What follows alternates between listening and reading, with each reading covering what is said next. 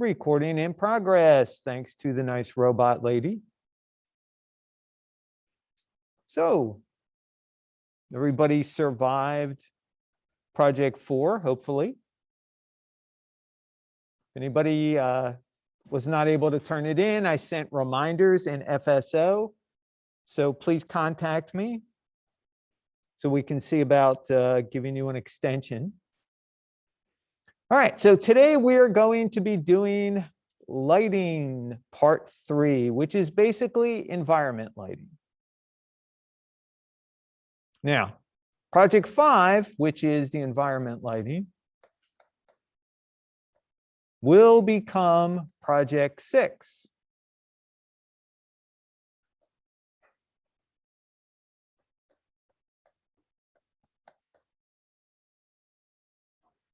And project 6 will then become project 7.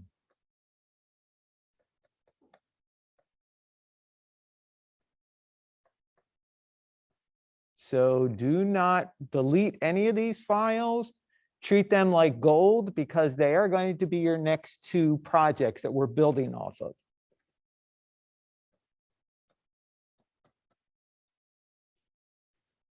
So the way this works, you guys will choose one interior and one exterior. They need to be opposite time of day, opposite environment, which means if you choose to do the interior day, you do the exterior night. If you do the exterior day, you do the interior night. This way you get practice at 2 environments, 2 different times of the day.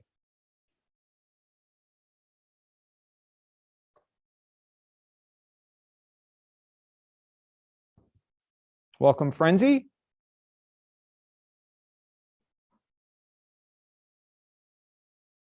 All right, so 2 separate downloads. That means it will contain a separate Maya project folder, separate templates, and separate reference. So 2 different packages because they are completely different. So the way that these are going to be lit is going to be sort of like project 1 was done for you guys. We're going to be trying to simulate an interior day or night. The difference is project 1 didn't have any exterior, it was all interior. But the principles are still the same, although exterior daytime is much simpler because we have sky, we have sun. That's pretty much it. We don't have to worry about artificial lights. We don't have to worry about differences, like huge differences in what we call color temperature. Like certain lights have a different color, which is a color temperature.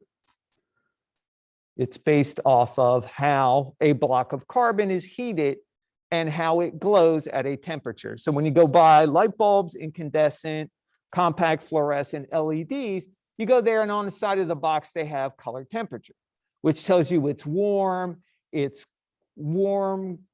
what is it? Cool, warm, cold, or warm, cool. There's all kinds of really strange combinations to tell you what it looks like. But it means if it's warm, it's going to be slightly on the yellow side. If it's cool, it's going to be slightly white, or maybe even if the temperature is high enough, it will be even more towards the blue. So it's just how temperature works. We'll get to that in a little bit.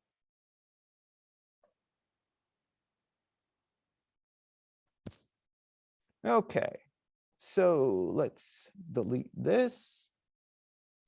And let's go on. So have office hours tomorrow, 10 a.m. to 4 p.m. basically. Frank will be doing the open lab tomorrow from 1 to 5 p.m. Don't forget, this is optional.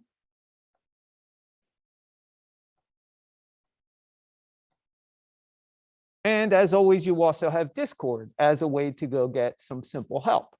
You know, we can do screenshots. We can even do screen shares in Discord. Not quite as elegant as Zoom. If we have multiple people, that's why we use Zoom for an open lab. That way everybody can just kind of show up, you know, do screen shares. If Frank is doing a demo, everybody can see the demo, which is kind of nice.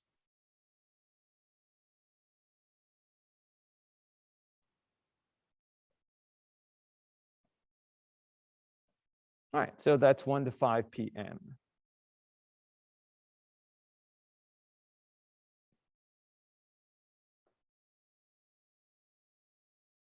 All right, so today we're going to be dealing with interior lighting and basically what the camera sees and how we interpret what is called camera exposure, which is basically how the camera works. How does it let light in? How long does the shutter stay open? And these are all things that we don't really need to know a lot about, but the terminology helps for us to determine what we see, especially outside a window if we're inside looking out. How does that relate? What do our eyes do? Exterior lighting, time of day, shadow length is very important. Color temperature, we're going to talk about that because today we're switching over from just adding color in the lights to using a color temperature switch that is included in each of the lights. In this way, it will be a lot more accurate. We'll be dealing with dome lighting, which allows us to put an HDR image into a dome light, which will make up for our environment. It will add in color, it will add in light based off of the image. When we're dealing with an exterior scene, that's great. We just need a bare dome light. But when we're dealing with an interior scene, we've got windows, doors, openings that allow the outside in. What does that mean? Well, that means that we can basically use what are called portal lights, which attach to the dome light automatically. So you create your dome light first, then you create portals, one for each window or door opening that you have. And basically, it will take all the energy of the dome light that's emitting light in 360 degrees and focus it to just the areas that have openings, doors, windows, any opening that lets information in from the outside. Like here in our room, we've got basically 3 little portals. Well, one's big. We got that big glass next to the door. We've got the little opening in the door, and we've also got that oval kind of window that's right in the back wall. So that would be real good usage of portal, because we could take the information from outside, focus it through smaller openings rather than calculating 360 degrees of information we really don't need. And today we're going to deal with mesh lighting, which allows us to take an object, or in certain circumstances, multiple objects, and turn them into a light. So very efficient if you've got your environment modeled properly, which means you've got bulbs modeled in lamps. You've got, well, for us, we've got LED strips, and we've got a few lights in the ceiling, and we have a projector. So the LEDs, that strip, that could just be modeled as one strip, and then that would all become, that whole strip would become a mesh light. Same thing with the bulbs in the ceiling. They would basically become mesh lights also. And since they're in the location, the nice thing about mesh lights is we don't have to worry about positioning the light. Light direction is set up already based on the geometry. So all you're worried about really is intensity and color. The shadows are more or less going to be automatic because the light, if it's a small light, it's going to produce a hard shadow. If it's a great big light, it's going to produce a much softer shadow.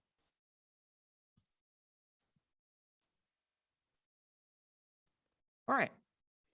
So let's talk about interior lighting and basically camera exposure.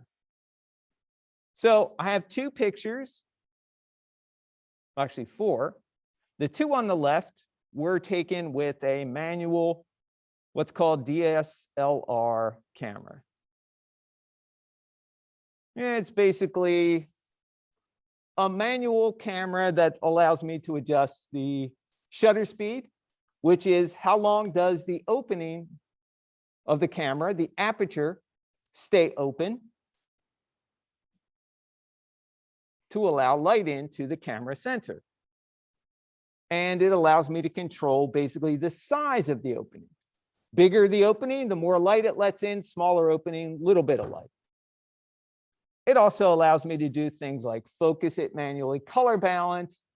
Cameras set themselves up based on a lot of automatic cameras, basically like your cell phone, has everything automated, which means it will detect what kind of light you're in. So if you're inside, it detects kind of low level light, the color temperature.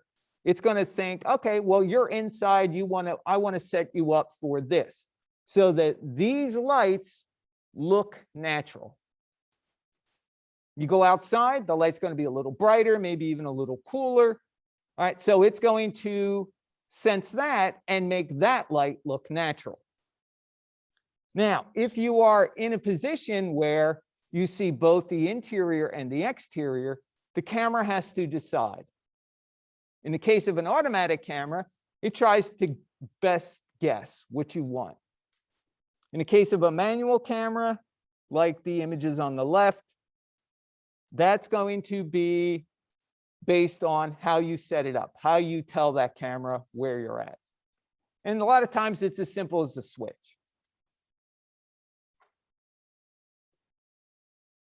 All right, so over here, phone camera. This is full auto, meaning full auto exposure, auto focus, auto color balance. This was full manual. Now, the only reason I'm showing you this is because in the end, they both get the same results. What I wound up doing on the left was I had my camera and I was going, okay, if I'm standing here in my family room, I look outside my window, what do I see? How bright does it look to me? So I set the camera up for how it looked outside the window. So this is set for, this is set to look natural. Now, when I did that, sure, outside the window looked great, but inside everything was dark. I did not let enough light in to basically allow the room to look natural. So when I looked at this picture, the outside looked great, but the inside looked way darker than it did to my eyes. So then I set the image on the right up to look natural to my eyes inside the environment, which means outside is going to look a lot brighter because I allowed more light for the room to look good. But notice the outside got blown out. They call it overexposed. That is a natural phenomenon when we take pictures. The camera can't give us multiple light or multiple intensities in an image unless we're doing some special techniques. You got a special camera, you're using raw camera, you're not compressing it into a JPEG or some other kind of image.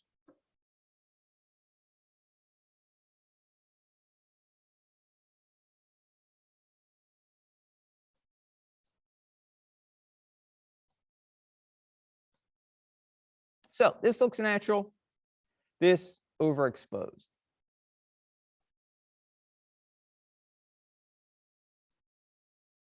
All right, on the right, full auto, sitting at Denny's.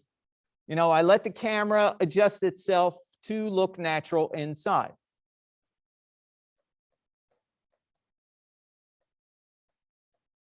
Outside the window, overexposed.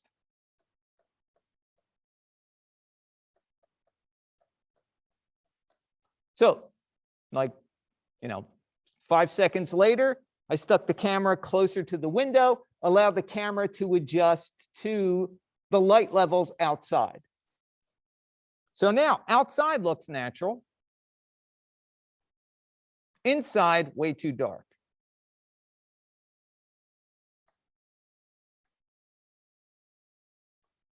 Underexposed.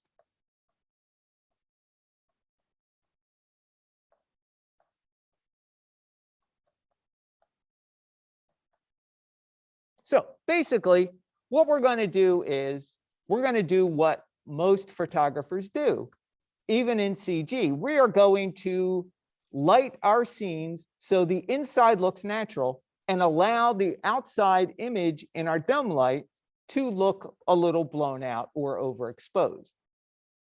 That's going to be based off of reference. Most reference images look like that. Go through the internet, take a look at any interior like living room, bedroom. They look great. Outside the windows, usually white or almost completely blown out. Does that make sense? Anybody have any questions? Does that make sense to everybody here in the Zoomosphere?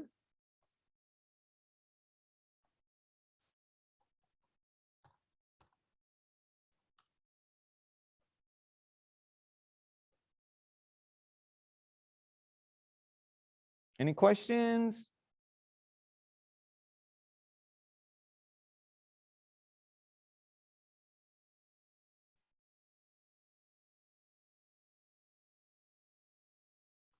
All right.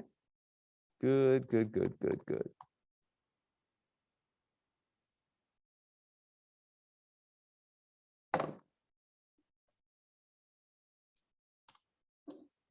Okay.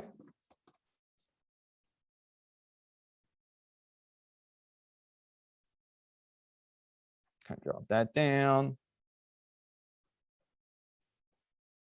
All right. So here is an example of a photo. Right? Interior looks completely natural. Look outside the window, it is very bright and looks a bit overexposed.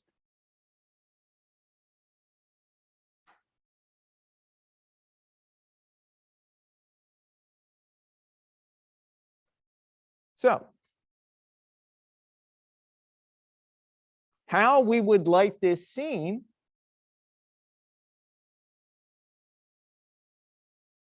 what would our main light source be?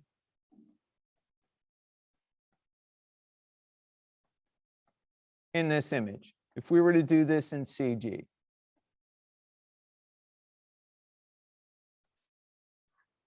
Anybody?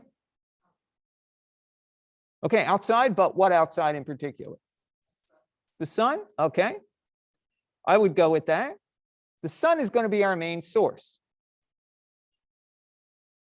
So, in CG, what could we use? Well, I kind of got the answer right here. A directional light.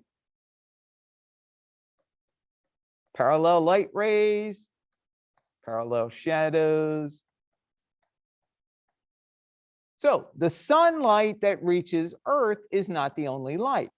Remember, the sun has to pass through layers of gas in the atmosphere. So what that means for us is we get some of that light, some of that energy kind of being dissipated as it goes through the different layers of gas and moisture in our atmosphere.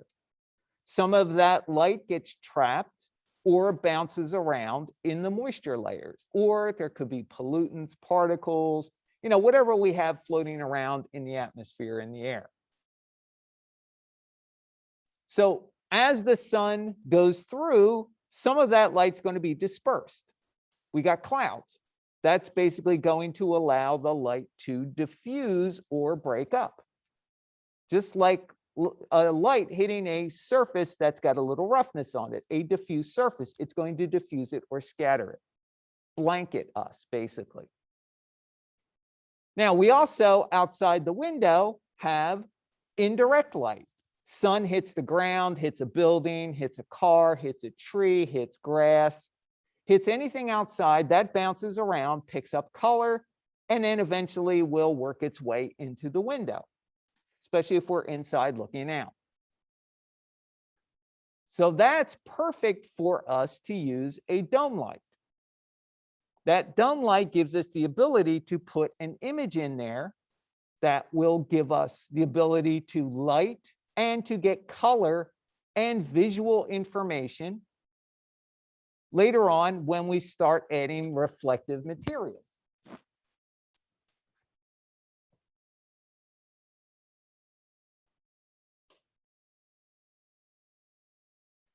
So in this particular circumstance, we've got windows. They would be an excellent opportunity to use portal lights. Take that dome light. Our dome light is basically going to be a big giant circle, right? And inside we've got our little environment.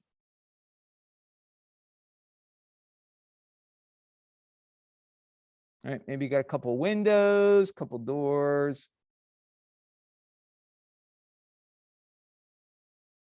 All right, but normally a dome light is going to be broadcasting information in 360 degrees.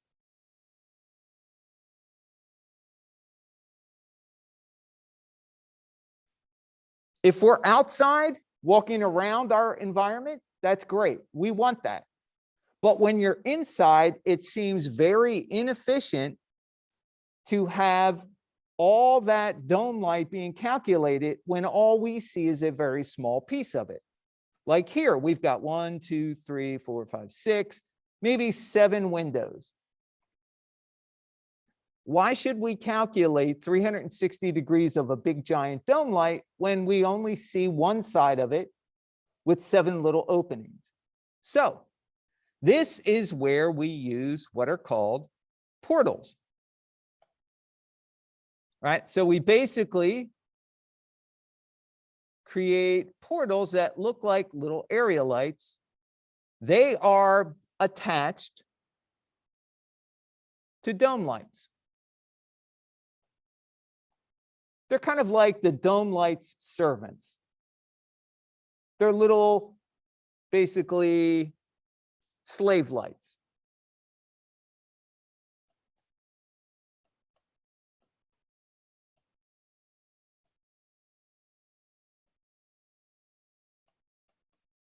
So once we create portals, we are no longer calculating 360 degrees of information. We are basically calculating information that can be seen in each portal. So basically, the dome light is feeding the portal the information to display, making it a lot more efficient. Now, once we're inside, we've got light that bounces around in our environment, just like we do even in small scenes. So we've got light coming in through the window. We've got direct sunlight. It hits the door. That door is basically acting like a bounce card. That door has so much energy from the sun hitting it that it bleaches out the color in that image. There's a lot of energy, so it bounces off of the door onto the wall. Then from the wall, it's probably going to bounce to the ceiling, to the floor, and just bounce around until it runs out of energy or it goes somewhere else, finds its way in somewhere else. So area lights in an environment can act like bounce information, bounce cards, bounce objects, add a little more indirect light.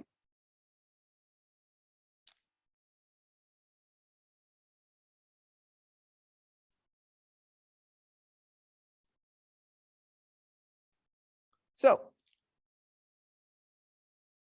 we're not going to get a 1-to-1 energy ratio like we do in the real world, where the sun can come in and basically light up an entire room through a couple of windows, right? We don't get that much energy in CG. We don't track bounces that much.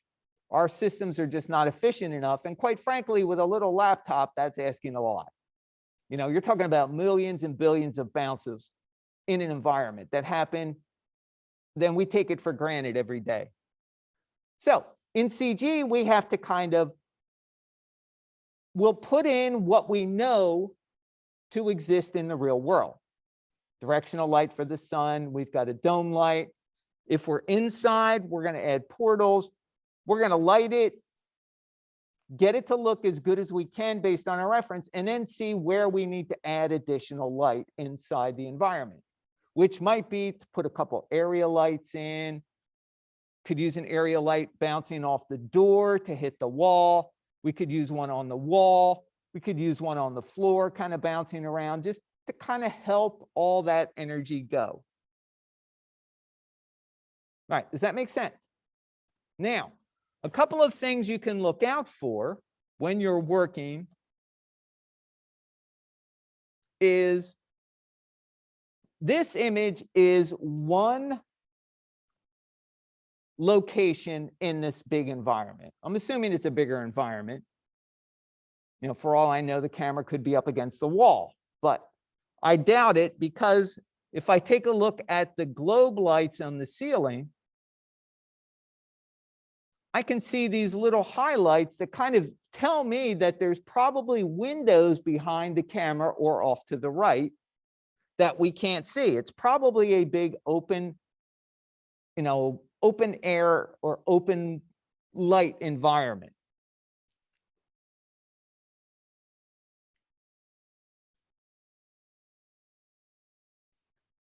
So there might be lights off camera or windows off camera.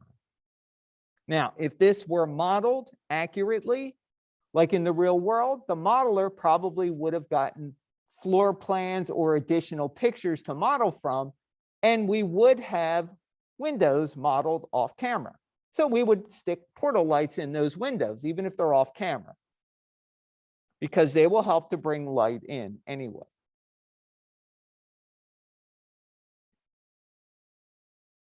All right, does it kind of make sense? Any questions? Questions from anybody? Brian, Clifton, Darian, Frenzy, Joni, Kentavious, Marie, Nathaniel, Shardasia. Still good? All right, Clifton, thank you.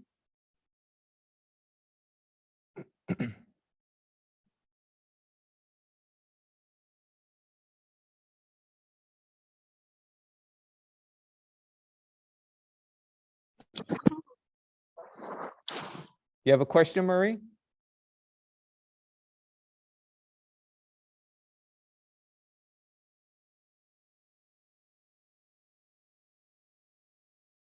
Okay, no problem.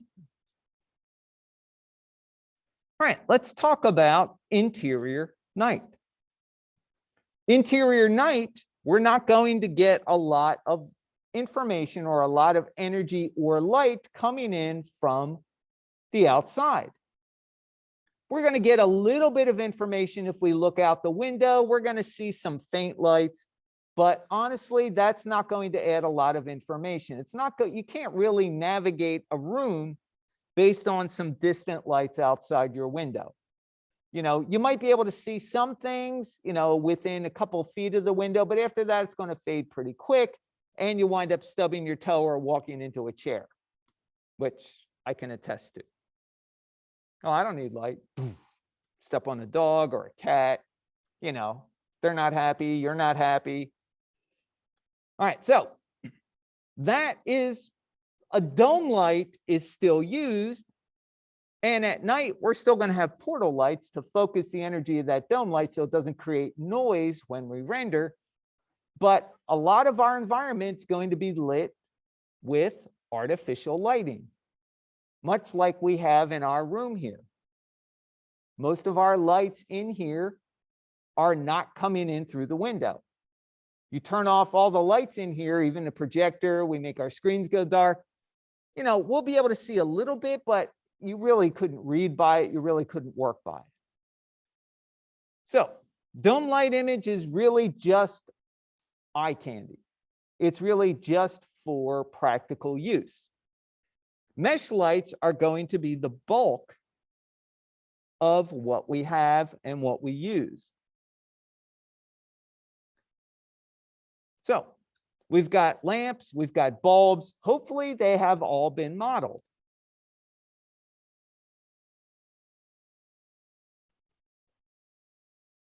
So what would be the main light source in this interior night scene.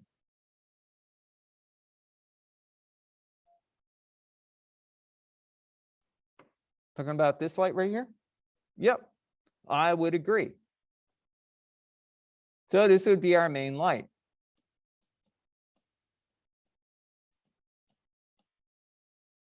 Now, if this is modeled correctly, it kind of looks like it has an open lampshade. So we're going to get a little bit of light going up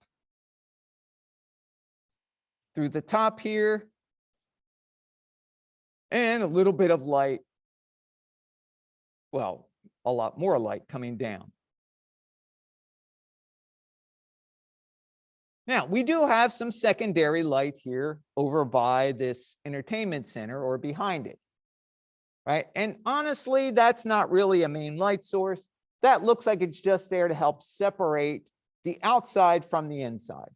Looks like they took a lamp off the table or something, took the shade off it, put it down behind this entertainment cabinet here, and just used it as a way to separate the background from the foreground. We're still doing the same kind of lighting, even in an environment. You still want to have foreground, midground, background. Lighting, we help separate that or keep it so that it is noticeable.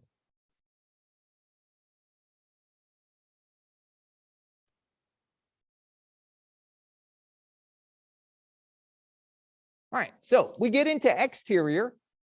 Here I've got two different times of day, more or less the same environment. All right, so this image right here, this is the Zen garden here at Full Sail, which is behind Full Sail 4D. There's a nice little garden here. So you guys on campus here, if you walk out the side door, go through our back lot, go over the bridge, you know where the animation building is, right?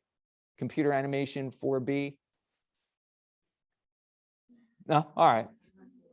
Well, honestly, what you could do is if you guys go to 4B, you probably go out here, go around past Wendy's, go around the little curve and go to 4B that way. You continue on, there's a newer building, pretty big building, glass windows. That's 4D. Behind that is this Zen garden. Reason I'm mentioning it is because Frank, your lab instructor, I took pictures and had Frank model that environment so we could use it as a real world environment that you guys can actually go see and, you know, figure out how the light works, how the materials work. It's a little hard with the pandemic, so I've included a lot of photo reference that I took along with CG reference for you guys. But since you guys are here on campus, I highly suggest at one point, just take a wander back there and go see it. So this is Zen garden on the table, about 10:30. This is behind the computer animation building. This is our 3D arts building. All right, so that little patio area that's got block down on it, and they have some metal tables outside and behind it. This was 2 o'clock in the afternoon. So the reason I wanted to do that is to show that the shadows in the morning and in the afternoon can look similar. The directions are going to be a little different, obviously, but the shadow quality is about the same. You know, sometimes with the sun, people expect the shadows to be softer than they really are, but that's not the case.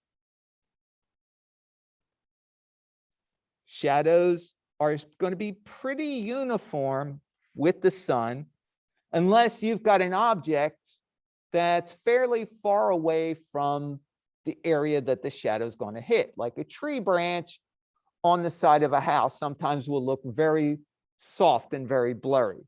That's because the object is far away from the area that's going to receive the shadow. But for the most part, when you have an object that is anchored close to the ground, like we are when we walk outside, or you've got a cup, you put it on a table, right? The shadow edges are going to be pretty uniform.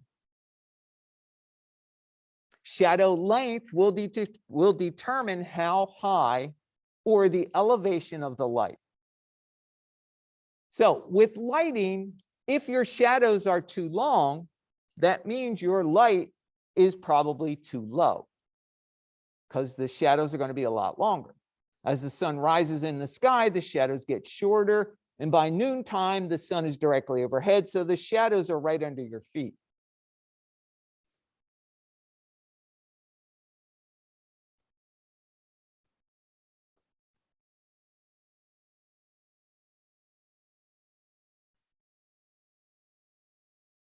All right, so here, this is the actual kind of with your back at 4C, which is where my office used to be.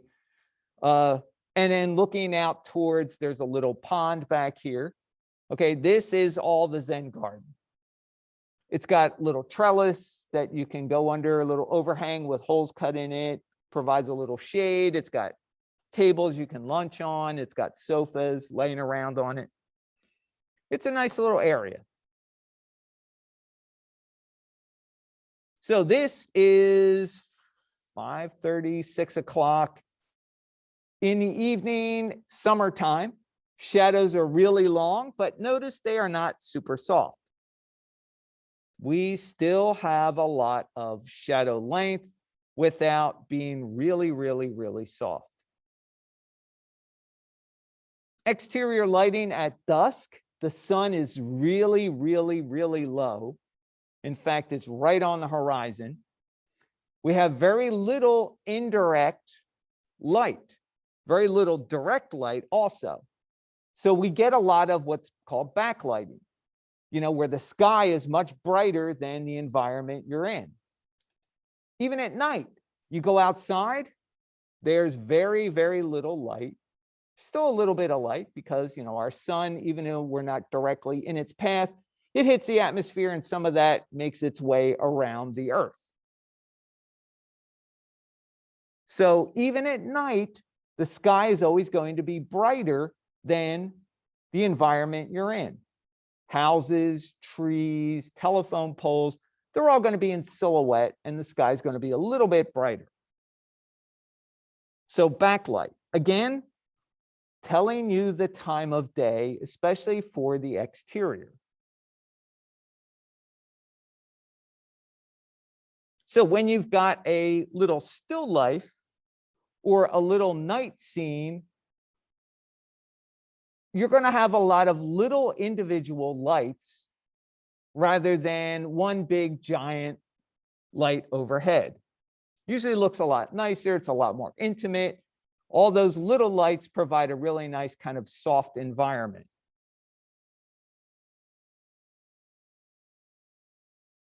So consequently, our Zen garden close-up at night is going to have some candles in it. They're LED candles. We're not doing flames or anything like that. They have some LED candles, which will provide illumination for a small area, like on the table, and not provide it for the whole environment.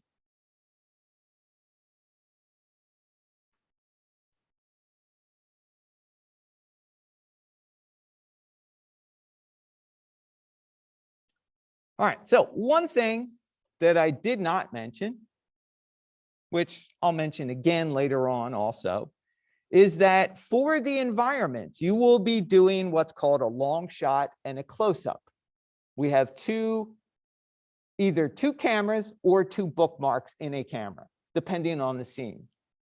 That means you're going to light initially for the long shot.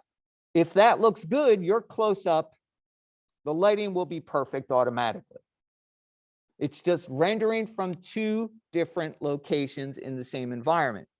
The reason we're doing that is because later when we add materials, the close-up shot is where you need to have a lot of detail. And when we start adding textures, that's where we're going to be adding a lot of texturing detail, like being able to see little cracks and little crevices in objects that the long shot, since objects are too far away, you can't really see. So each environment will have a long shot and a close-up.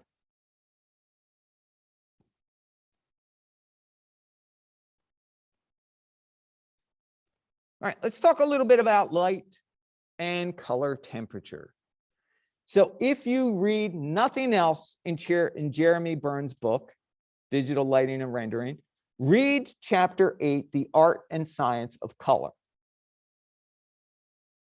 Okay, in there, Jeremy Burns is, if you guys aren't familiar with him, he's a lighting technical director at Pixar. He's done Pixar, Sony ImageWorks. He's worked for a lot of different people. He focuses a lot of his research in lighting, and in particular, how color affects light. So he came up with this nice chart for us of how color temperature looks and relating it to a source in the real world. Now, originally, color temperature, as you can see here, is measured in what are called kelvins. All right, Kelvin was an 18th century physicist. He found that when he heated blocks of carbon, they glowed different colors at different temperatures. So basically, the lower the temperature, the warmer the block of carbon glowed. As the temperature increased, it got cooler. And usually we think red being hot, fire, when in reality, the hottest part of the flame is what? The blue, yeah. Because if you notice in a flame, it's kind of got blue and it's got a little bit of white around the blue, and then it kind of goes yellowy, orangey at the top. And that's why, you know, the old trick, you run your finger across the flame at the top, you're not going to get burnt, but you pass it through the blue, you're going to feel it. Now, obviously, you don't want to stick your finger in and leave it. You just want to go really quickly across it. I'm not condoning that. Nobody do it. All right, so you can see as the temperature increases, the color gets more, it goes more towards white or neutral. White or neutral is somewhere around this area.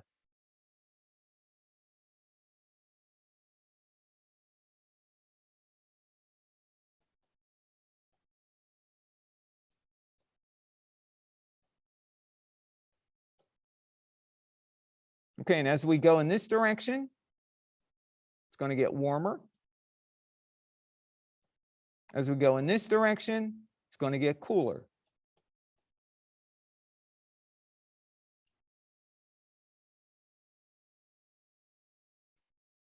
Does that make sense? All right, good. So going to do a couple more things, then we'll demo some of this so you can actually see it in work and how it functions.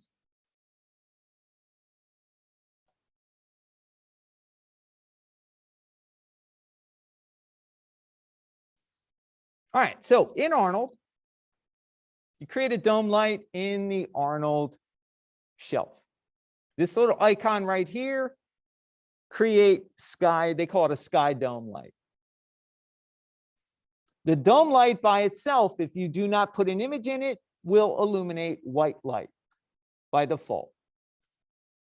You can change it. You can add an image to it, and it will change the color of the light based on the image, because that image is providing color information that the light is passing through, or I should say the energy is passing through the dome light.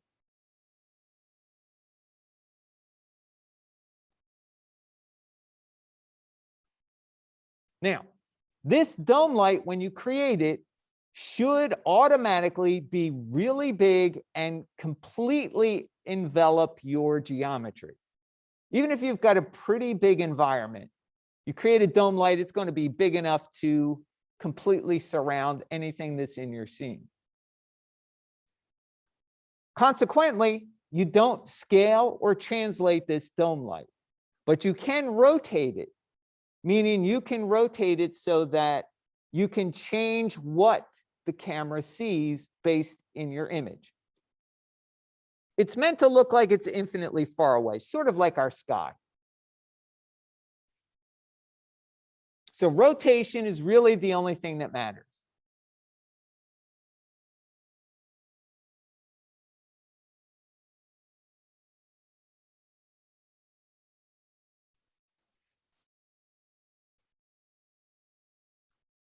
Now, dome lights work really great if you're doing an exterior scene. Dome light by itself, big open area, you don't have to worry about that dome light trying to get through windows or doors. When you're inside in an environment, you create a dome light, but then you create portals.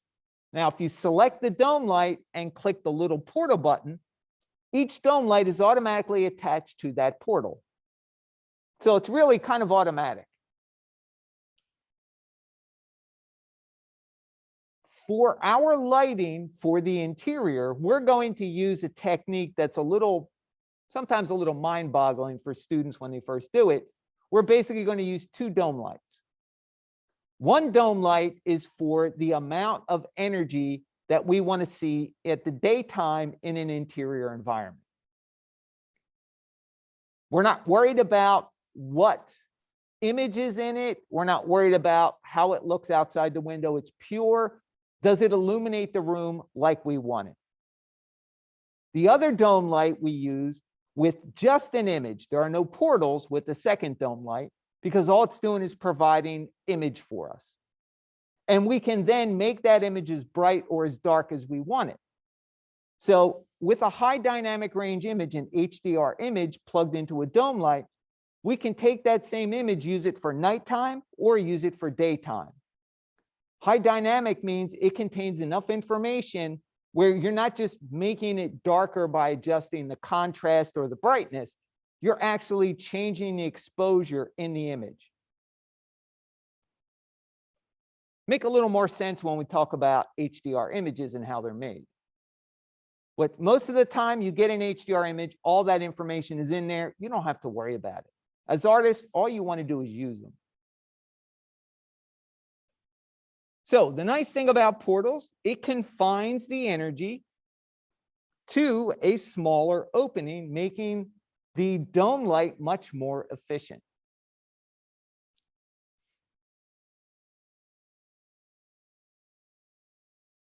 All right, any questions so far? Chanel, Brianna's good. Clifton's good. Shardasia, Nathaniel, Marie, Cantavius, Joni, Frenzy, Darian. Shardasia's good. Frenzy's good. Marie's good. Cantavius is good. Brian, questions? Brian's good. Thank you.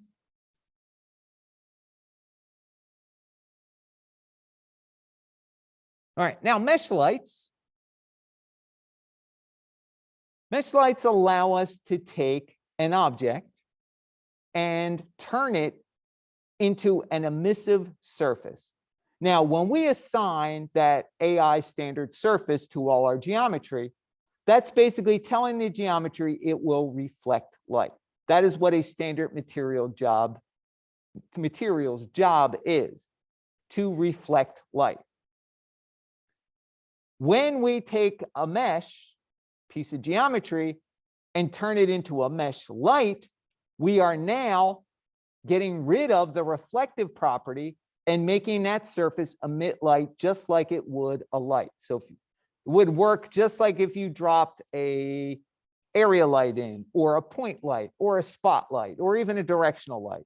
Well, not directional light, but any kind of light, it will behave like that. It will have standard light controls. It won't have any of the material controls. So it's actually pretty simple. This little button here looks like a little cube with supposed to be a little light emitting from it. That is your mesh light button. So it's very simple. Select the geometry, click the mesh light. Now, there is one downside to the Arnold mesh light, which I honestly have to say I was really disappointed in. Because when we were using RenderMan, we could select like 30 pieces of geometry at once and assign the same mesh light to those 30 pieces.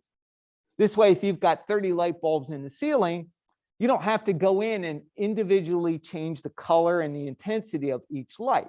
You just do one and it does them all for you. With Arnold, if you want to do that, you have to select the mesh and then combine it. You guys are familiar with that from modeling.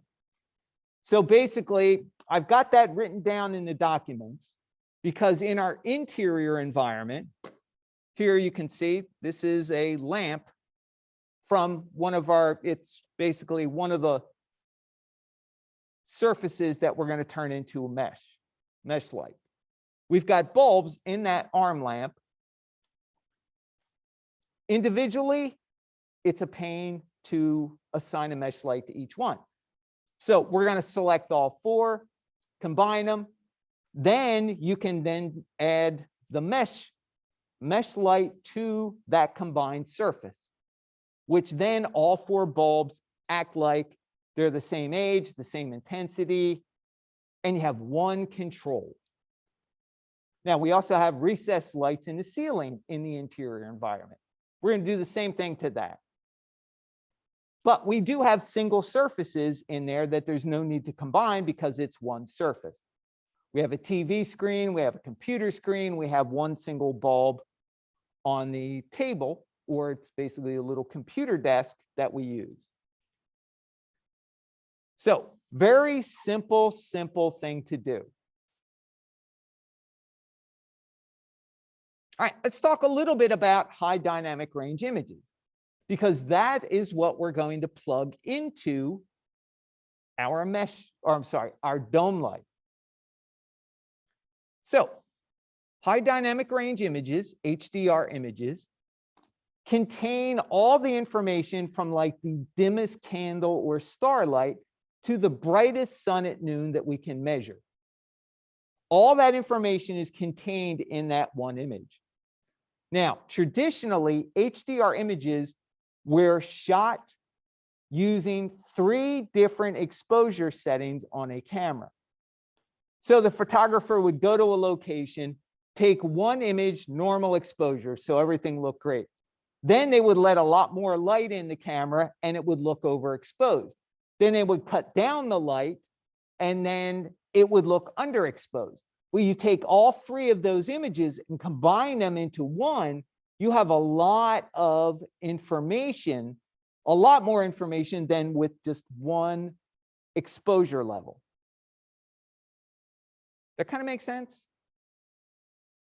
If it doesn't, feel free, let me know. Everybody's cell phone now, I think, has the ability to make HDR images. Now, the thing about HDR images are that in our cell phones, most of us, our cell phones give us either PNGs or JPEGs, or Apple's got this new format, forget what it's called, CIS, ICS. It's still basically a compressed image. But you take 3 different images with your HDR setting in your camera, take those JPEGs into Photoshop, and then you can combine them, then it's going to work more like an actual high dynamic range image because you've taken 3 images, put them in Photoshop. Photoshop's got an EXR or an HDR filter in there. It'll let you combine them and keep all that information. But you don't have to worry about it. You can get lots of free, good HDR images off the internet, which we're going to send you to a place called HDRI Hub for a couple of free images for the interior scene. So you guys will get a little experience going, downloading some HDR images. I highly recommend looking around on the site, especially while I'm sending you to the free area. Look around in the free area and download stuff if you like it. All right, so typically the images we get off the internet, off of our cameras, are 24-bit images, which means we have 3 channels, right? RGB. Each channel has 8 bits of information.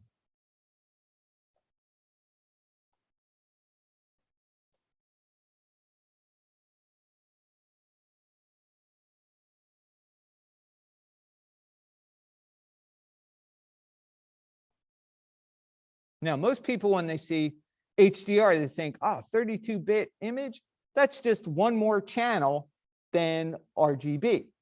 It's basically RGBA. Each channel has 8 bits of information, A being alpha or a mask. All right, so each channel in our image has 8 bits of information. 8 bits equals roughly 256 levels of gray between absolute dark and absolute light.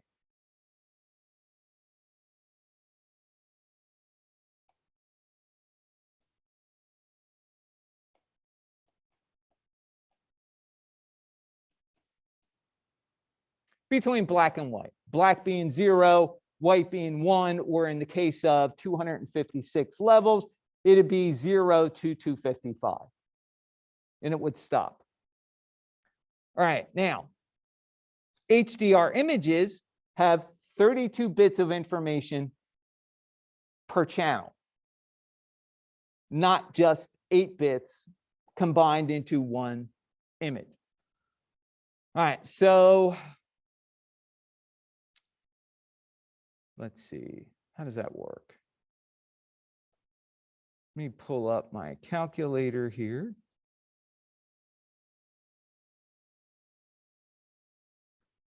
All right, so 8 bits of information.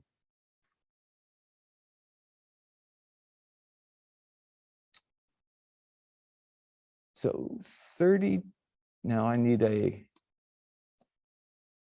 scientific calculator for this. So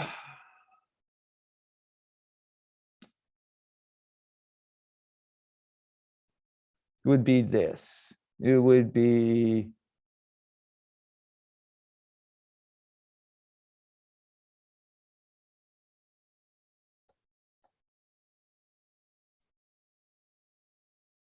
wait, no.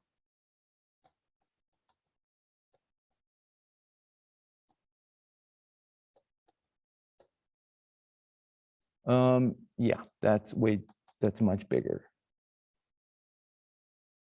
So trying to figure out how many levels of gray it would have. All right, so 256 per 8.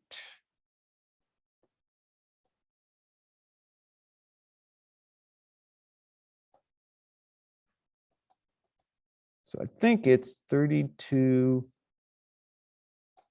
cubed. Yeah, there it is. So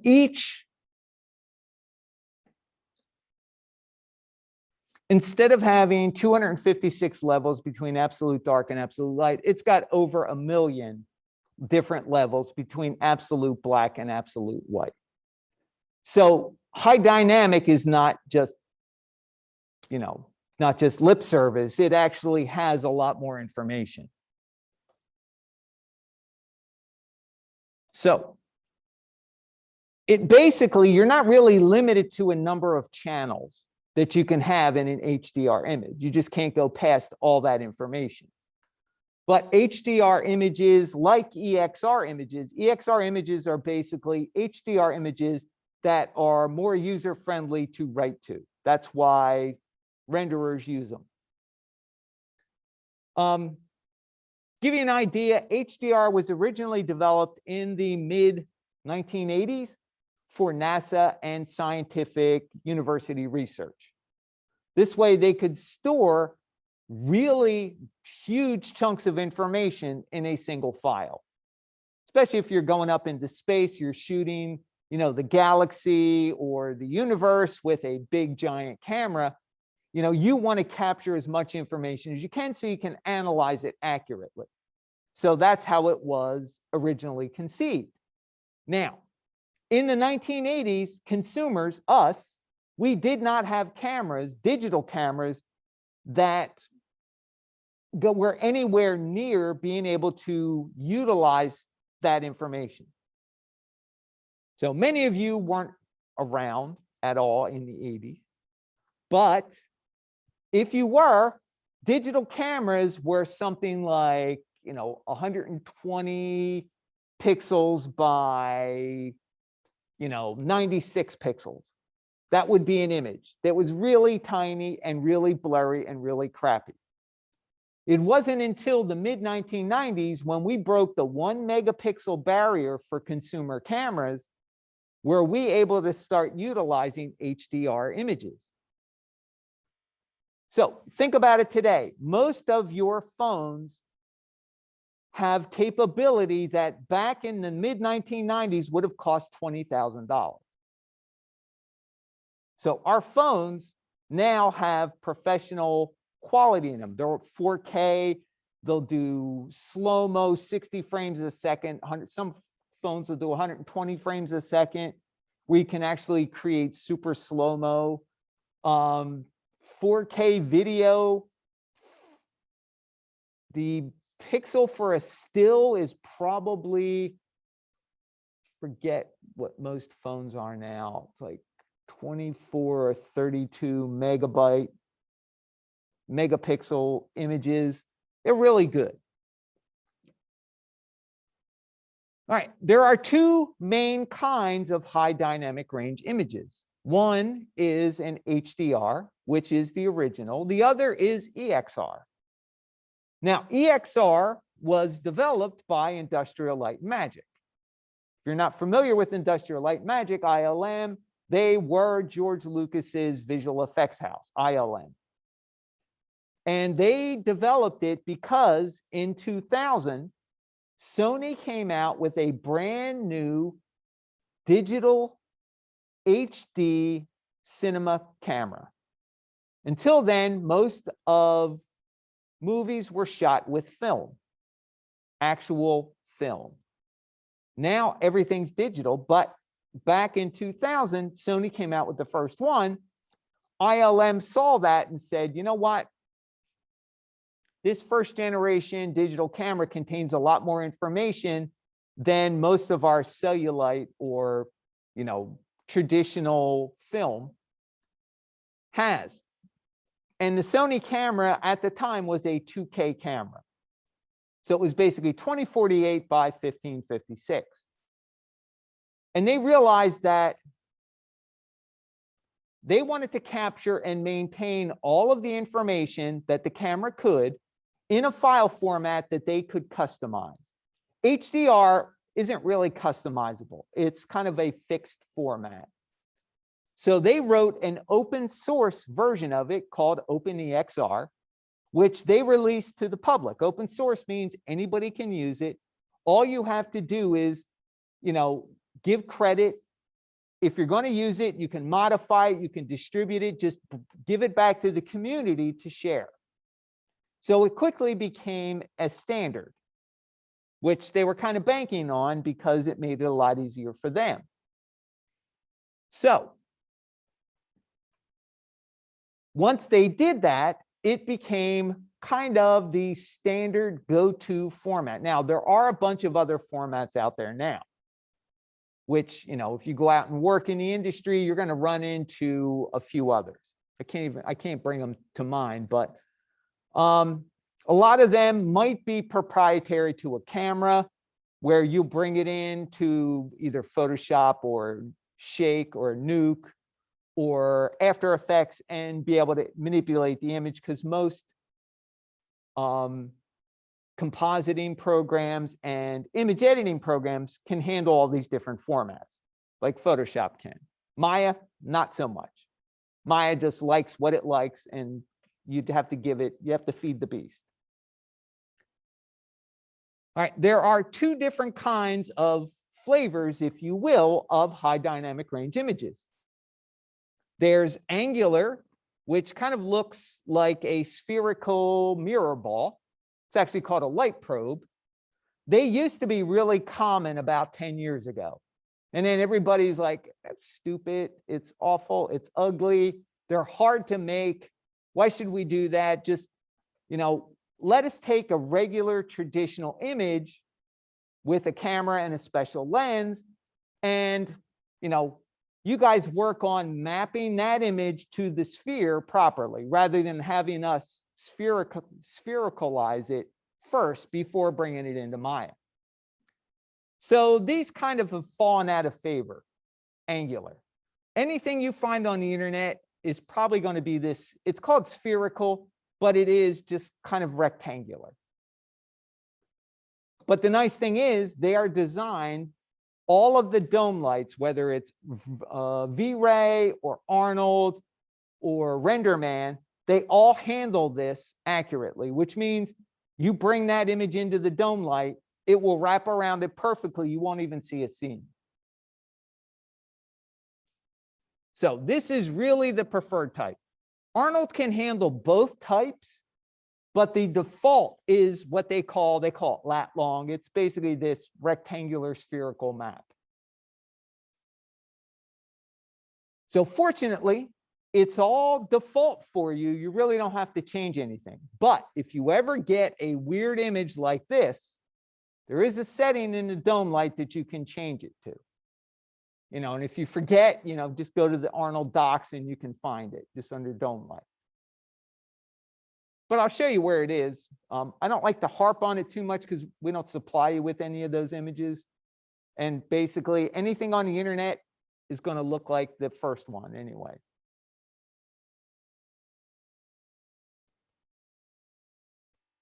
All right, so we went over this before in a couple of the projects, but always make sure that you have color management enabled. Right? It's in your Maya preferences. So color management is specific for each scene file. Just because you have color management turned on in Maya, if you bring in a scene or open a scene that does not have color management turned on, it doesn't turn on automatically. It will come in off. Now, the good thing is in Maya, if you set your preferences up for color management to be on, anything new that you create will have color management turned on already. Now, color management we want so that our lighting and our colors look accurate. We're using what is called a linear color system, which we talked a little bit about that when we did our first day in lighting. We talked about, light intensity versus exposure. Exposure is stepped, whereas linear or intensity is a steady, gradual rise. There's no gaps or steps in the information. So all you have to do is, if you're starting to light something, it looks weird, it looks too dark in your viewport, or you render it and it doesn't match the reference, go in, make sure color management is enabled. That will save you a lot of anxiety.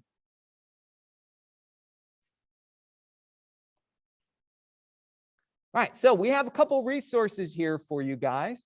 We've got the color temperature chart, and we've even got an LED bulb color temperature link inside the activity. So let's take a look at the activity here, and we'll get into doing some demos so you guys can get an idea of what's going on.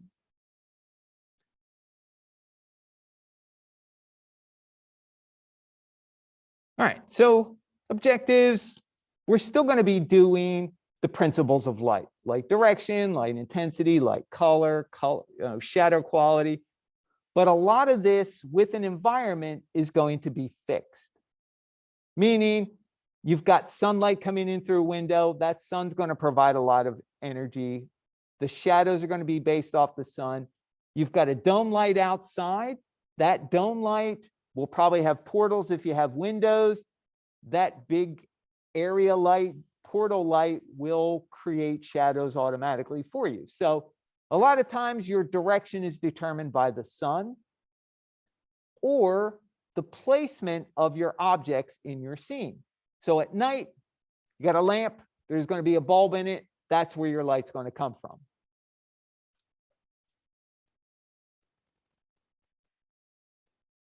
So art and science of color, there's a link to the reading. Shading surfaces, it's all good. Color temperature chart for Jeremy Byrne. If you click on the link, it should take you right to the page. There we go. And you can just do a right click and save the image. It's a good reference to have. So this is all the Safari books online. So Arnold standard surface, we're not really getting into using material properties in the standard surface yet, but this will give you a chance to kind of look it over if you're interested, because we're going to start that on Friday. Friday, we're going to start materials.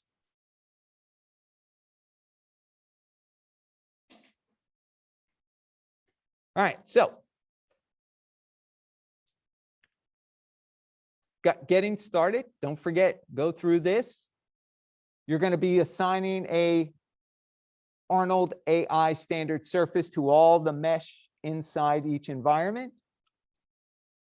And we've got basically document instructions for each environment because they're going to require slightly different techniques.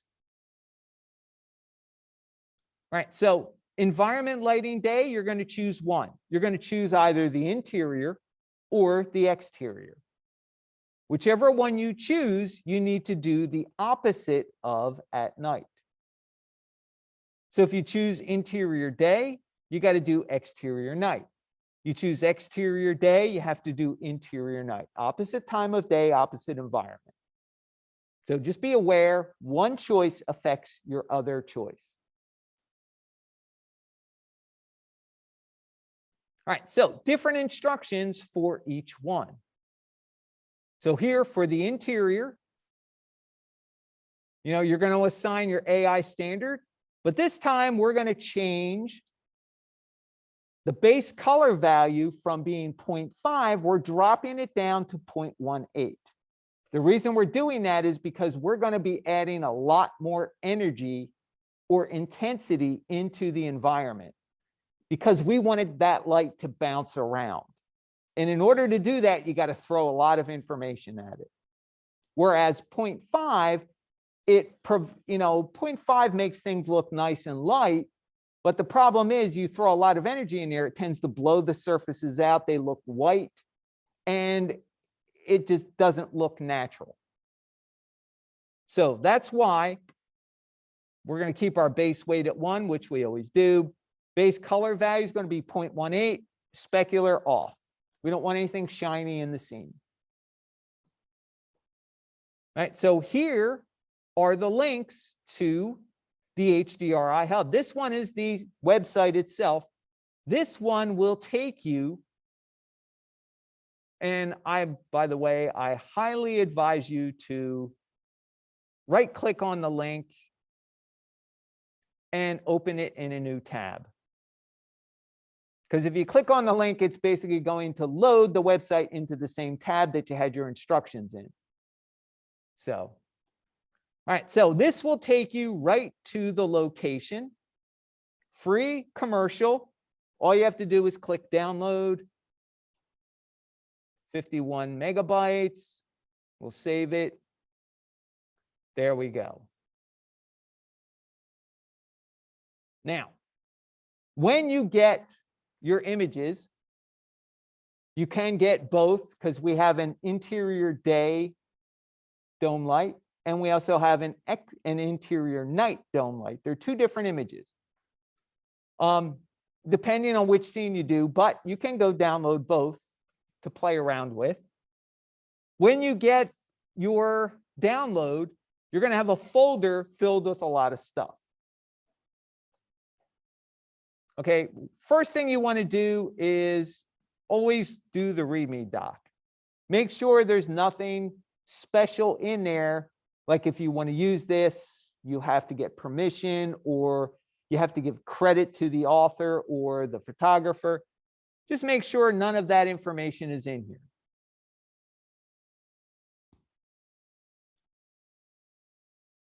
All right, so once you've read all that, you can get rid of this. Inside, we've got some JPEGs, an IBL, and a couple of HDRs. Immediately throw away the JPEGs, they're garbage. You can't use them for lighting. So just get rid of all the JPEGs. The IBL, that's for a node, I think that's for 3D Studio Max. We don't use that node, so get rid of it. And we're left with 2 HDRs. How do you know which one to use? Okay, well, if you click on it, you can see one of them is 298 kilobytes. Kilobyte is not even a megabyte, very small. That doesn't sound like an HDR image. Also, look at the dimensions, 512 by 256. That is really small. Look at the other one. This one's 41.5 megabytes, and it's a 5K image. That is the one we use. And also, this other one, if you take a look at it, it looks blurred.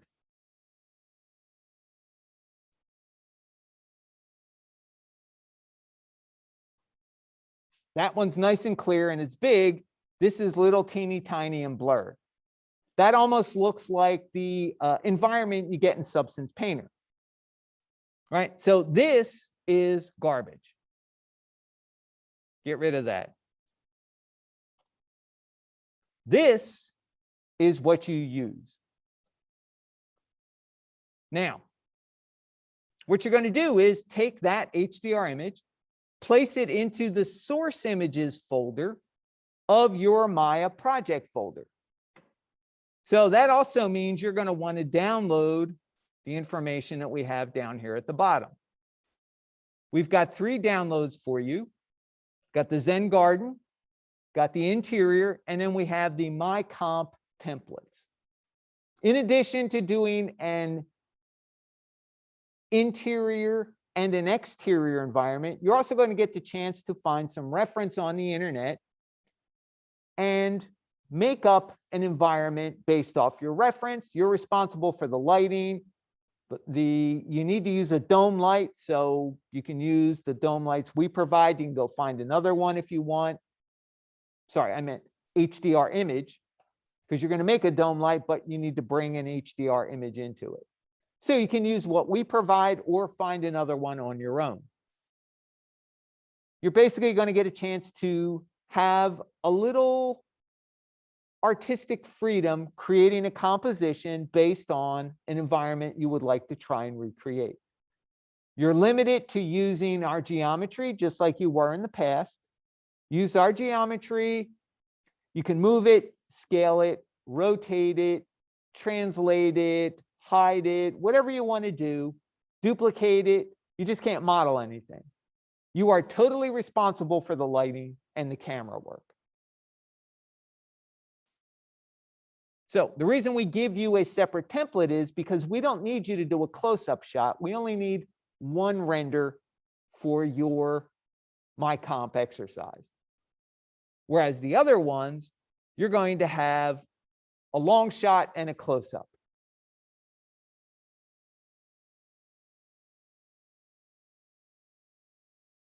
All right, so a lot of directions here, but this kind of goes through the double dome light system, which I should be able to get and be able to demo a little bit for you guys, because there's a lot here.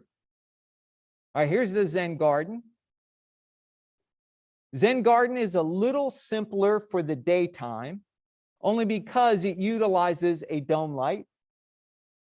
You basically get the intensity of the dome light, and then you add in the sun. And then your final shot, that's it. You're all set to go.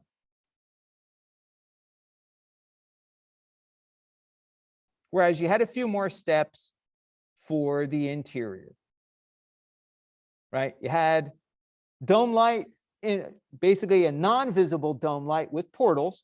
This is for the energy that I was talking about. We want it to look like the sun and the daytime environment can light that room at least that much. And I'm also kind of basing that off of what the image I took here earlier was. Trying to get at least that much light into the environment. All right, then we add in another dome light for just the image. No portals for this one, just the image. The image comes in kind of dark. Now that's the default intensity of the dome. But you want to crank it up so it more or less matches, how it looks outside here, which is what I'm going by. So we give you a reference for this. Then you add in, you'll notice that the image has a lot of energy and it's even got a little bit of sun here on the ground, but not nearly enough. So our job is to add in a directional light to get that sun to really pop. And we put it in the same position as the sun would be in the dome light. So it's all about rotating it. And that is basically your interior day. And in the close-up, automatically, it should look like this. All right, for the nighttime, a little more involved. So for the nighttime, we send you to HDRI Hub. And again, right click on it. Don't do like I just did. Go on, go back. So right click, open a new tab. There's the download. And this was actually an actual, nighttime cityscape version.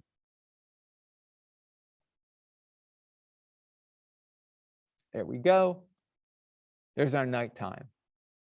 All right, so the deal with the nighttime, same thing as the day. You're going to get a bunch of JPEGs. You're going to get some backplates, totally useless. Throw them out. They're all JPEGs. Don't really care. You've got a bunch of JPEGs, totally not useful for lighting. Get rid of them. Get rid of the IBL. And then you've got the environment and the reference. So same drill here. You've got a teeny tiny 512 image that's blurred, or you've got this big, nice, clear 4K image. You want to use, obviously, the big 4K. You want it to be as high quality as possible. So this can get copied into your folder. All right, I'll do that later on when we come back from break. But basically, you're going to bring in the dome light, rotate it, so that that little street lamp and the lights kind of match what's outside the window. Notice not a lot of energy here. Now, that's all fine and well, the default intensity, but it's going to be too bright. Because we're going to have lights on in our environment, it's going to make the outside look a little bit darker. So we basically lower the intensity of the dome light image. And then we add in our recessed lighting. Right? So this is where I was talking about taking all of the individual little ceiling lights and combining them into a mesh. Right? So you select all the recessed lighting light bulbs, go to mesh in the modeling tool set, select combined, select the new combined mesh in the outliner, and then you can assign an Arnold mesh light to it. And all of those lights will now be one with one control, which is the way to go. And basically, you're going to match for intensity and color temperature. You're going to add in the lamp. Same deal. There's 4 bulbs. Select them, combine them, assign one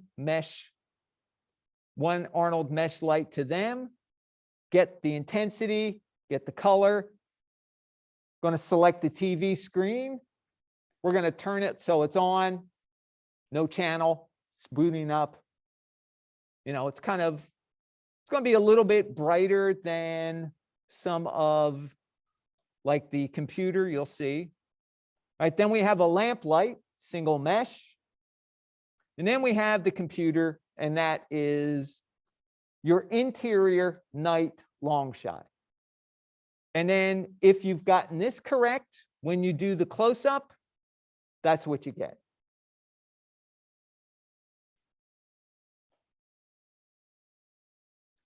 All right, now the Zen garden at night's a little different.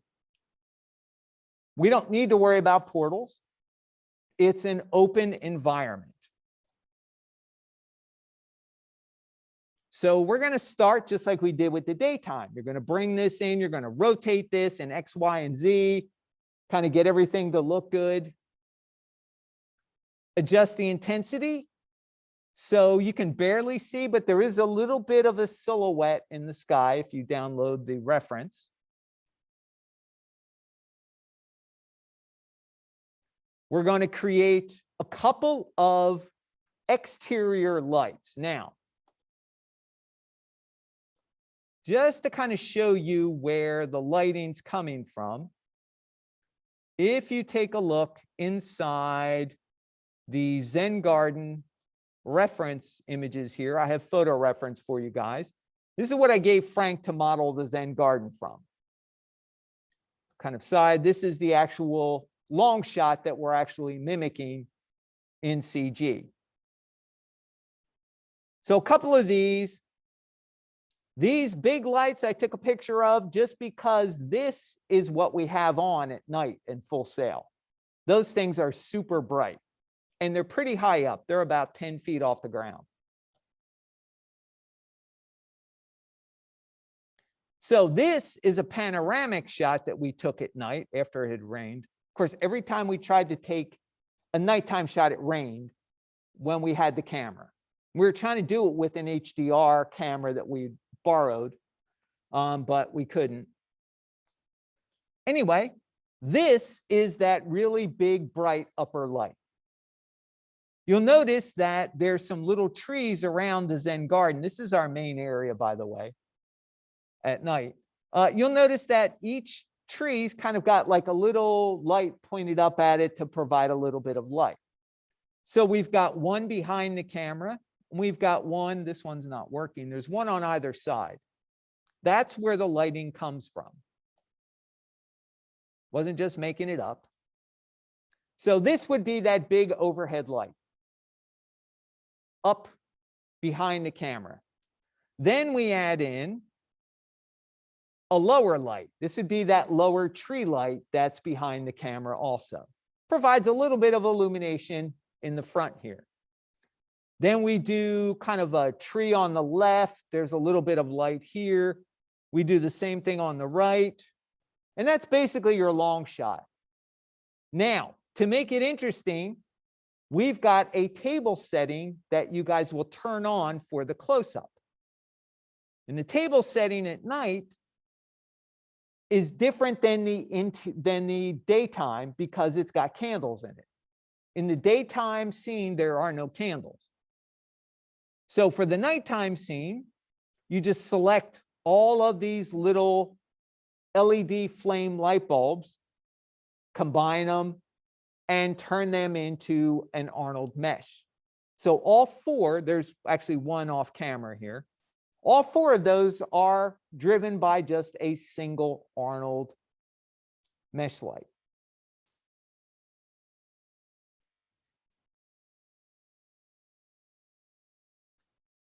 All right.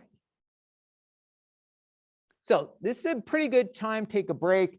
We come back. I'm going to go over the principles of the dome light for you guys, and then principles of the mesh lights, and then try and get as much demo in as I can for you.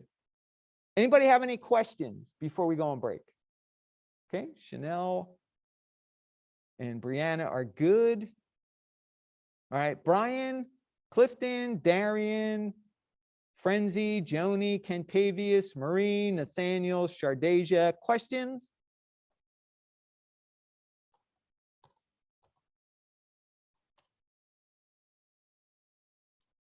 Everybody good? Okay, Nathaniel's good. No questions so far. Okay, fair enough. All right, let's take a short break. This will give me a chance to render out the first part of lecture. And let me stop the recording.